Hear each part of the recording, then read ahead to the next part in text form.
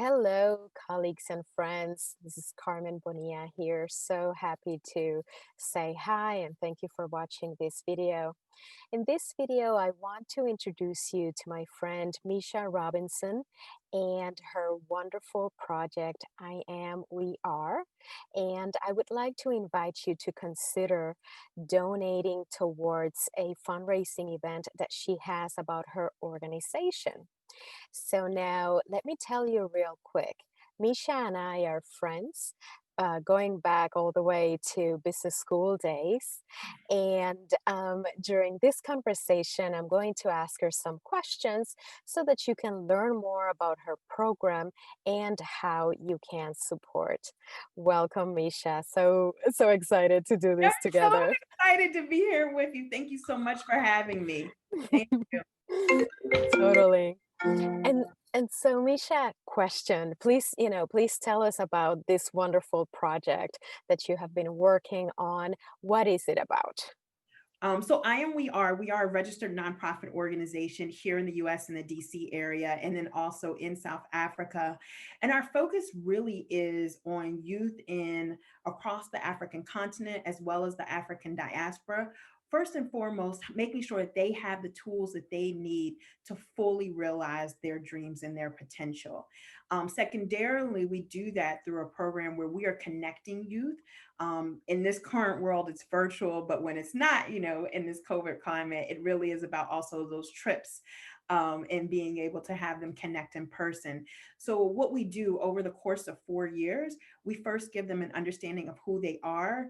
We then expose them to the world so they can stretch their imagination of who they can be. And then from there, we use entrepreneurship, going back to those MBA skills, but it's less about them becoming entrepreneurs, but more about the mindset of entrepreneurs, becoming that, being able to look at, problems and instead look at the opportunities that are in them, coming up with solutions, being able to break down, big, complex, goals into minute tasks. So taking that mindset so then they can utilize that to really realize all of their dreams.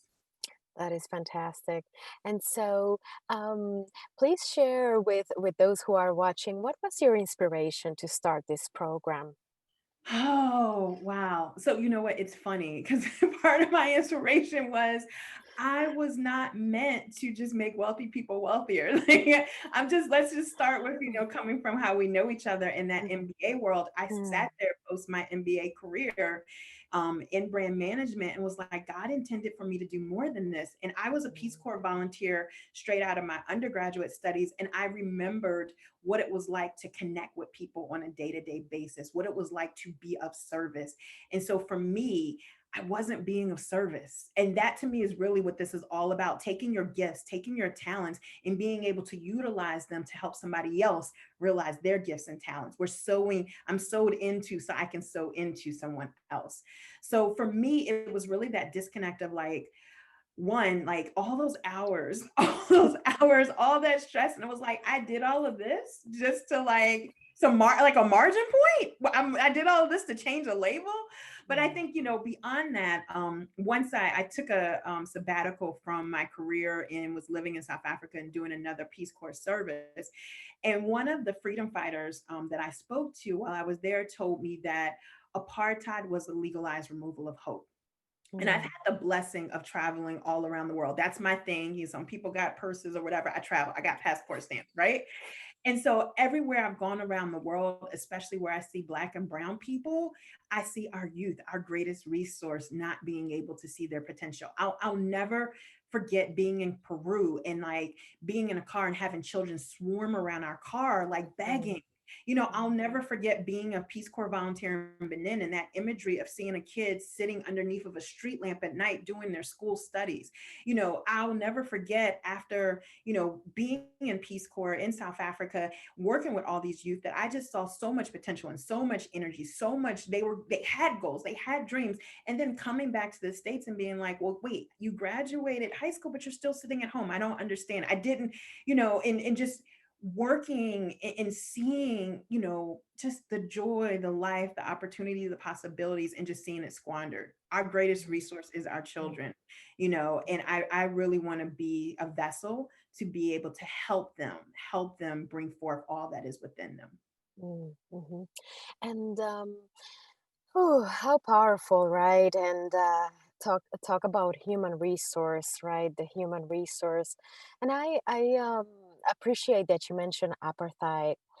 And I wanted to raise a question with you about how do you see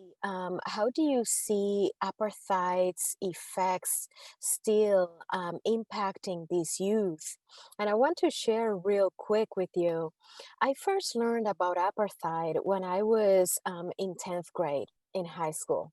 Mhm. And I remember for my social sciences class, um, I was assigned to research this topic, and it was the very first time that I had heard about it. I was so shocked to learn about how a government structure could keep people apart, in particular, thinking about Africans in their own home. I was like, hello. How could this have happened? How could this be happening? How could it, you know? Yeah. Yeah, how could it? And so I'm curious, from your experience, how do you see the effects of that still having an impact? Well, so going back to that quote that I said about apartheid being the legalized removal of hope, what I recognize, as a Black American is that slavery did that, segregation did that, Jim Crow did that, colonialization did Mhm, that, as well as apartheid. There is no difference in those systems. And the interesting thing about apartheid is, and in Trevor Noah's book, he calls this out. And if you ever get a chance, if you haven't been to go to Johannesburg, and go to the Apartheid Museum. It's a beautiful museum, mm, beautiful as far as how they brought the history to life and allow you to really interact with it so you feel it and you understand it. The institution itself isn't beautiful, but they brought it to life in a way mhm, where you mhm, can really learn and engage. mhm, But with that said, apartheid is literally the best of the best of all of those systems. They literally looked mm, at what the US did with Native Americans and indigenous people here and the genocide that took place. They looked at what slavery did, Jim Crow. They looked at what was done during what the Nazis did during the Holocaust. They literally took all of those systems and they pulled it together and they called it apartheid. So if you want mm, to talk about, what is the impact on the youth? What is that impact on today's society? All you got to do is open your doors. You were in New York. Go look at the communities that you live around, and what is the impact?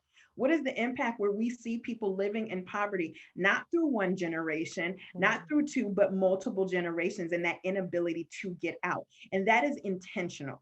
That is intentional. So you talk about the mm, impact, it's residual and it'll be there. And so apart from me, what I recognize is part of that impact of all of those institutions is you took away my hope.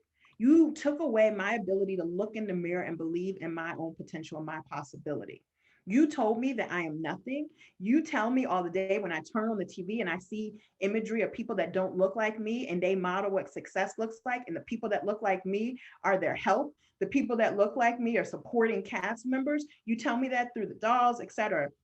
And so, what we really want to do is just start with, I want you to look in the mirror and I want you to know you are worthy.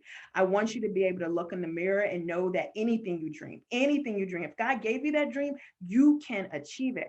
I want you to look in the mirror and I want you to be able to know that no matter what your economic situation is, no matter what family you were born into, no matter what country you were born into, et cetera, you can achieve what you want. And it really, barring, I put an asterisk on that. Yes, I know the mentorship and the resources and da da da da da that may not be there, but I think the biggest thing you need first and foremost is the mindset, the ability to say I can do this, and then be able to then create and cultivate a plan to be able to achieve it. And that's the thing I think that they took away from us. mm, mm, mm. Um, your answer helps me make the link, make the clear connection between what happened there and what your program provides, and how the program that you have been running, it helps with self-esteem, it helps with affirmation to these youth. So that's beautiful. And so, Misha, can you share with us what results have you had so far with the program? And curious to know, I know that you have been at this for 8 years, you were telling me recently.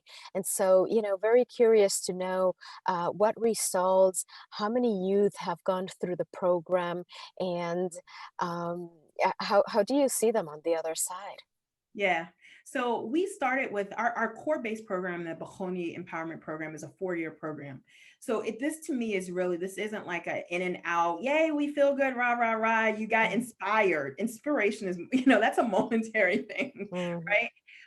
It's a 4-year program where we start with the youth in grade 8 and then we stay with them till grade 11. And so what we did was we did a pilot in South Africa and we took 21 kids through that program.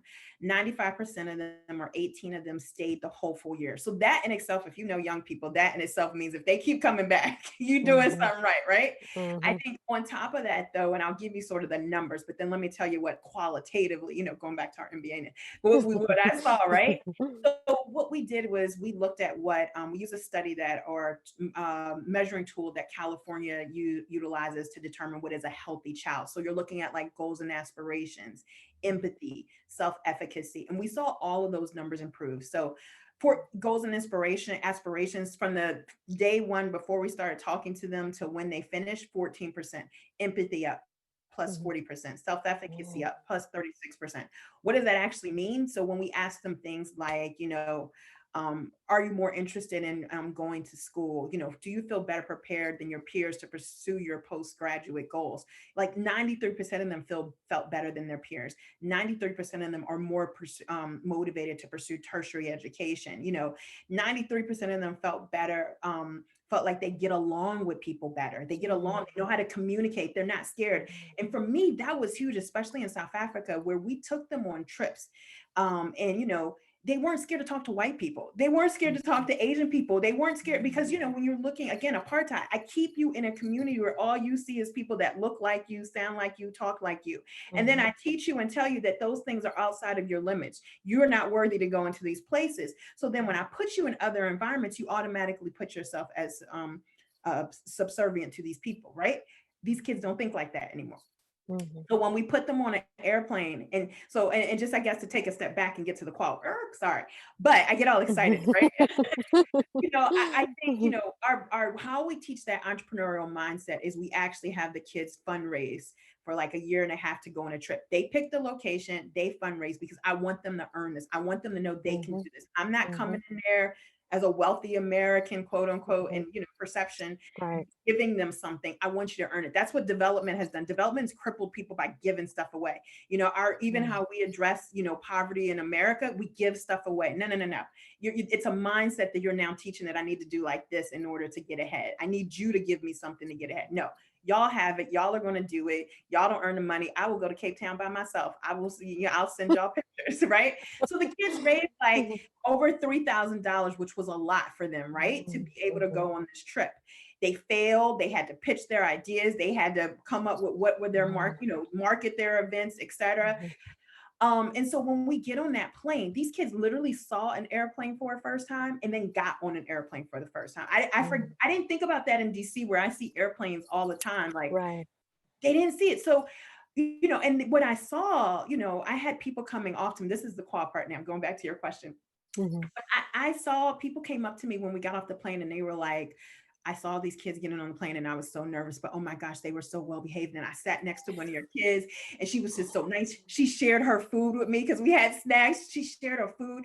And the mhm, kids get off the plane like, mhm. Meisha, I sat next to like an Asian lady, which was new to them, right? But they weren't nervous. Wow. They weren't scared. And I asked her this and I learned this. So that willingness to be uncomfortable and embrace it and learn from it and be curious and Mhm, not be intimidated. Which I remember day one in corporate America, the intimidation, right? I'm hoping they won't have that. I hope they like open it up and mhm. like, I'm here. Y'all should Yeah. be glad to have me, right? Mhm, So that kind of stuff, mm, seeing them, I seen like a couple of them didn't pass to matric 12th grade last year. And when I asked them about it, it's like, it's okay, Meisha, I learned in this year, well, I'm going to take what I learned and I'm going to utilize it so I can do even better. And it's okay. I just have more time. Like embracing failure, you mhm, know, they, even in this COVID environment, I'm talking to them and I'm like, so how is, applications for school going? Oh yeah, Misha, I've already applied to this one. I'm doing this, Mhm, mhm, and even one of our learners or ambassadors, she just got pregnant. She just had a baby. mhm, And not the ideal situation, is that's not what she wanted as well. But what she said, she has a plan A and she got a plan B, girl. She told me, I'm going to, my parents are going to support me. I'm going to university. I've applied to these schools, but if I don't have the money that comes through the bursaries, then I'm going to go be a cop because it'll take me this long to finish the program. And then I'll have a job and be able to support my daughter. She's not looking at like that as the end of the world. She has a plan and she's working her plan. That's the stuff that I'm seeing. These kids are confident. These kids have goals. These kids are not looking at their world and where mhm. they are as sort of a limitation, but instead they're looking at the opportunities they can create for themselves. And that's the stuff Mhm. that, I don't care what numbers I just told you, you Yeah. can't measure that. You can't measure Mhm. that, but it's a difference in the way they live and how they show up in places when they open those doors. Yeah, yeah. As I'm listening to you, I'm noticing what you were referring to earlier, the difference between development and how it has been done and teaching entrepreneurial skills, right? Of that ability of I own it. This is mine, this is mine to move forward, to get it done, to make it happen. That's wonderful. Now, it's such a necessary skill to develop um, for all of us and for youth in particular. So those are wonderful results you've had so far, Misha. So exciting to hear you talking about what you have been what you have been able to do on the ground there. And so now, what's next? What's next? Sky's the limit. I can't be teaching kids that have possibilities and dream if I'm not dreaming myself, right? And that what just as a note, that's what I tell them. Like I literally, Carmen, I literally went over with just some dreams. Like I did crowdsourcing, like I always tell them, like, y'all keep talking about I'm a rich American. No, like I got in a car accident and I took the insurance money. Instead of buying a new car, I bought a plane ticket to South Africa and that's real. Like I was like, thank you, God. I said, I didn't know where the money was going to come from. I've been living faith to faith, but we started with like photocopies to them being like, we got computers and tablets and game, but that was step by step, every camp coming back with more people, coming back with more supplies, just believing in my own dreams and those kids then believing with me. But um, with that said, what's next? So right now in 2021, in this COVID environment, what we're looking to do is create a virtual program that will give our youth sort of the emotional and mental and nurturing support that they need. When you think of school, isn't just a place for me to academically learn, it's also for a lot of kids a place for them to get that sort of support in that I don't know, like I just want to say like that hug sometimes you need, right? It's the that it takes a village to raise a child. That's part of the school is part of the village. And when you're not going into that physical building, there's something lost. And I think also, you think about as an adult how hard this moment has been on us. Just imagine when you don't have like sort of the resources and the resilience that it took me 42 years, almost 43, 42 years to garner, right? Yeah. So we will be doing what we're calling this program Murafe, which means community in Saswana, Mm, and we are bringing some youth together here in DC and from Prince George's County, together with youth in South Africa and the Royal Bafokeng Kingdom nation, excuse me, and they actually are sister cities. So we're leveraging that sister city relationship to bring these kids together, and they'll be coming together once a month on Saturdays, and we're going to give them sort of a taste of our 4-year program in 1 year, but also they will be getting one-on-one mental health advisory or well-being support. We'll also be doing some conversations with their parents to make sure they're getting the support they need and the tools and how to bring through some of the things that we're teaching into their household, because it's not enough for the kids to feel good during this 2-hour environment virtually we're creating. We want to help also, that environment in their home, make sure they're getting that support they need. And in South Africa, what we were told is like, we need help. Like help us be able, there's a huge cultural and generational gap. Like help us be able to have those conversations, help us to be able to talk to our kids in the way and do some of the things that you did. Um, so we're going to be there. We want to be there's a four-legged, think of like kids sitting on a four-legged chair, and mhm, like they need that support. One arm of that chair or leg of that chair is the community, one is school, one is the household or parents, and then we want to be that other leg, and all together through partnership, through interaction, we can support and give that child the nurturing they need. So that's what we're fundraising for now. In particular, we want to make sure we have the money to buy computers and Mhm. data and modems for the kids that are over in South Africa, because their schools, unlike our schools here, aren't giving it to them. So we want to make sure they have the technology in their hands to have those conversations and be able to do them from home. Okay. And how many youth would be impacted in that exchange that you mentioned with the sister city? So right now, what we're scoping out is for 40 youth total, 20 here and then 20 over in South Africa will be in that environment. But we're Mhm. also scoping out and we'll be teaching the kids, instead of them doing like a fundraising for a trip, they'll be creating programs that they can implement in their schools or in their communities. So that way, we always want to make sure that there's a ripple. So directly 40, but then we'll ripple and make sure that they're doing some sort of project that'll impact their communities or their schools. Fantastic. And so you have this benefit reception coming up now in Yeah. December, and that is the reason, right? That I'm reaching out to you, colleagues and friends, hoping that it's the time of the year, right, when we make decisions to give, to support, and this is such a wonderful mission. I'm so glad and so happy that Meisha is working on this. And so I hope that with this conversation, we have given you information about this wonderful mission, this really impactful way, very concrete way in which we can contribute to these youth.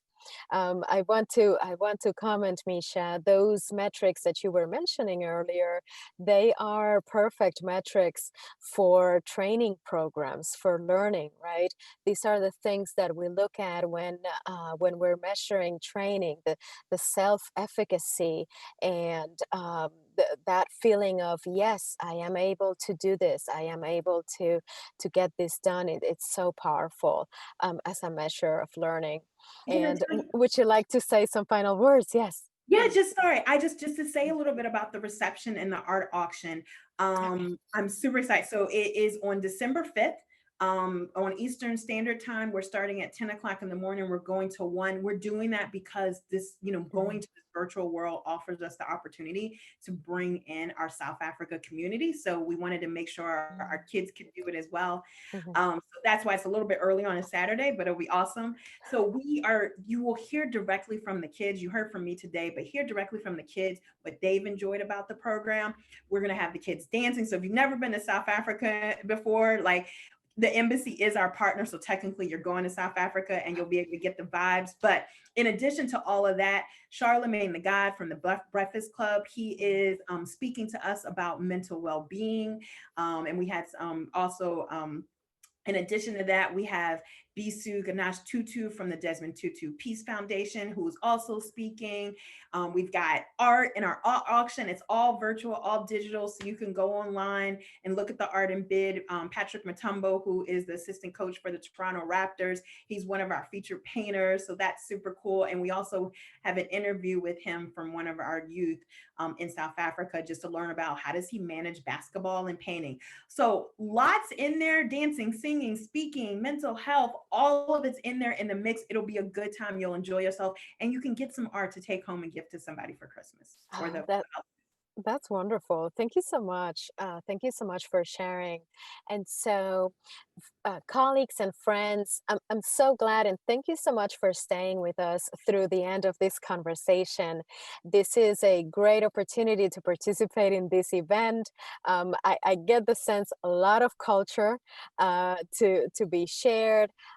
Great opportunity to learn more about South Africa and to contribute very concretely to this youth. Um, this is a time of the year when we all consider what causes can we support, and I hope that through this conversation you have now learned about a new very worthwhile cause to make a concrete impact. I would like to offer, if you decide to purchase 10 tickets for this great event, I will be very happy to gift you and your team with a 2-hour training class. So that will be my gift to you for contributing to this great cause. Thank you so much again for watching, and I'm just feeling so excited about sharing this information with you. I hope that that you will consider contributing, and you will receive a link from me to contribute, and you will also find the link under this video. Yes. Thank you so much for watching. We are powerful beyond who we are and who will become is limited only by our beliefs. Our past did not define us, and our circumstances do not define us. We all are present and our future. With hard work, determination, and a focus, our dreams will be our reality.